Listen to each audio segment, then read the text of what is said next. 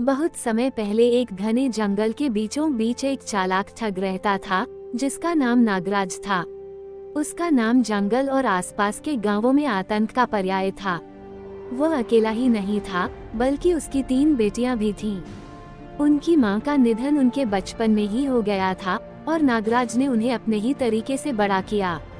तीनों बेटियां न केवल सुंदर थीं, बल्कि चालाकी और चतुराई में भी अपने पिता से पीछे नहीं थीं। सुहानी, सबसे बड़ी बेटी, शांत स्वभाव की थी और अपने तीव्र बुद्धि और निर्णय क्षमता के लिए जानी जाती थी। रूपा, दूसरी बेटी, बेहद सुंदर थी। उसकी खूबसूरती की चर्चा जंगल पार राज्य तक पहुंच चुकी थी। मालिनी, सबसे छोटी, सबसे ज्यादा शातिर और तेज दिमाग वाली थी। नागराज ने उन्हें सिखाया था कि दुनिया में जो भी चाहो, उसे छल कपट और चालाकी से हासिल किया जा सकता है। जंगल के पास स्थित एक विशाल राज्य का शासक राजा विक्रम सिंह था।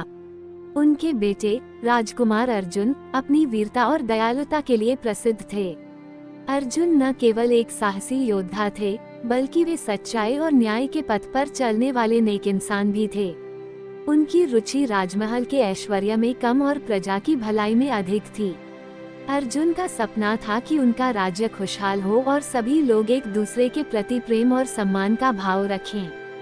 नागराज ने सुना कि राजकुमार अर्जुन न केवल वीर और न्यायप्रिय है, बल्कि राज्य का खजाना भी उनकी देखरेख में है। उसने अपनी तीनों बेटियों को बुलाया और कहा, राजकुमार अर्जुन को अपने जाल में फंसाना हमारा अगला लक्ष्य है। अगर हम उन्हें फंसा पाए, तो पूरा राज्य और उनका खजाना हमारा होगा। सुहानी, तुम उनकी बुद्धिमानी को चुनौती दोगी। रूपा, तुम अपने सौंदर्य से उनका दिल जीतोगी। और मालिनी, तुम उन्हें अपने जाल में पूरी तरह उलझा दोगी। तीनों बहनों ने अपनी योजनाओं को पूरा करने की शपथ ली। एक दिन तीनों बहनें राजमहल पहुंची। उन्होंने खुद को एक असहाय व्यापारी की बेटियां बताया, जिनके पिता को डाकुओं ने लूट लिया था। राजकुमार अर्जुन ने उनकी कहानी सुनी और उन्हें महल में रहने की अनुमति दी। सुहानी ने राजकुमार से बहस का एक मुद्दा उठाया। उसने कहा, राजकुमार, क्या आप मानते हैं कि बुद्धिमानी और ताकत में से कौन अधिक महत्वपूर्ण है?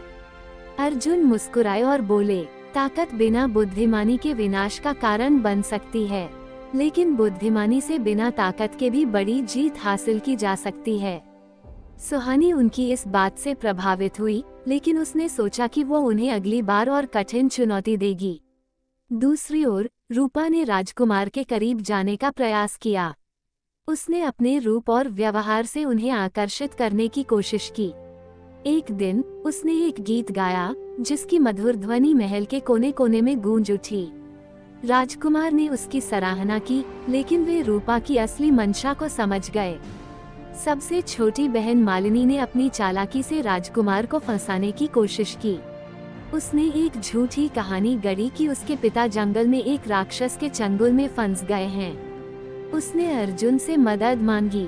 अर्जुन, जो हमेशा दूसरों की मदद के लिए तैयार रहते थे, तुरंत तैयार हो गए। लेकिन जब वे जंगल में पहुंचे, तो उन्हें नागराज और उसके साथियों द्वारा घेर लिया गया।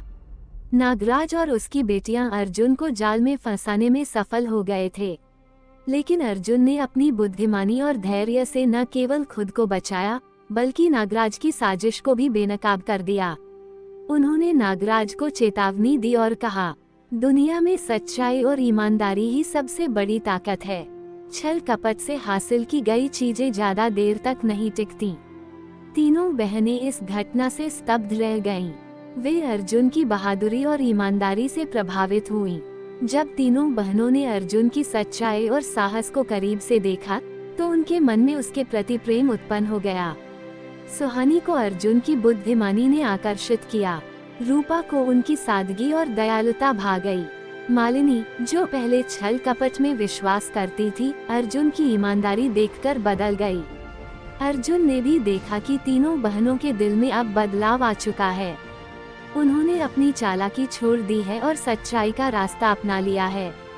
अर्जुन ने तीनों बहनों से कहा, तुम तीनों मुझसे प्रेम करती हो, लेकिन मैं केवल एक को चुन सकता हूँ।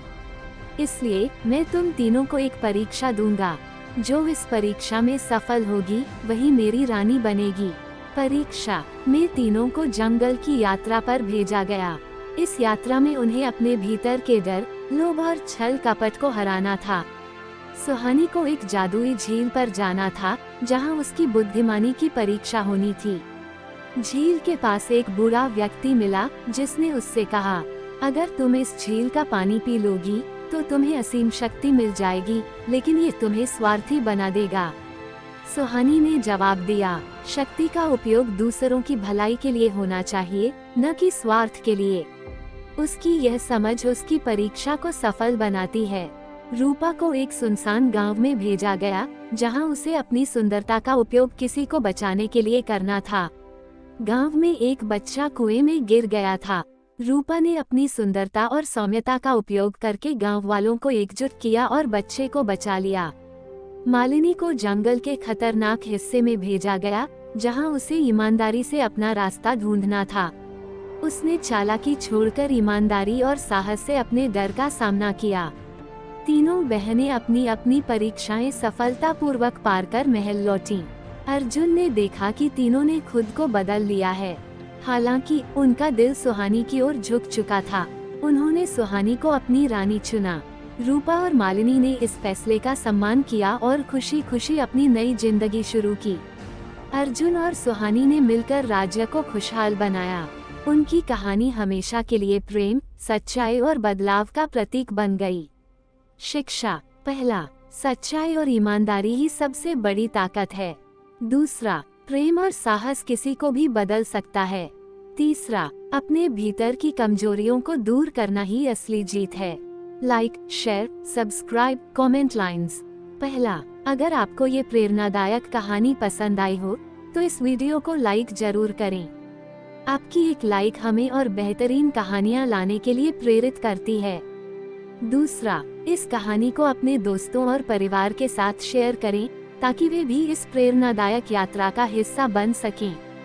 तीसरा, हमारे चैनल को सब्सक्राइब करना न भूलें।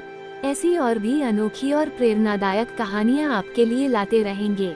साथ में बेल आइकन दबाएं ताकि आपको नई कहानियों का नोटिफिकेशन मिल सके। चौथा, कहानी के बारे में अपनी राय कमेंट सेक्शन में जरूर बताएं। चंपा का फैसला आपको कैसा लगा? क्या आप इस तरह की और कहानियां देखना चाहेंगे? आपके कमेंट्स हमारे लिए बेहद खास हैं। पांचवा, अगर आपके पास कोई कहानी है जिसे आप हमारे चैनल पर देखना चाहते हैं तो कमेंट में जरूर बताएं।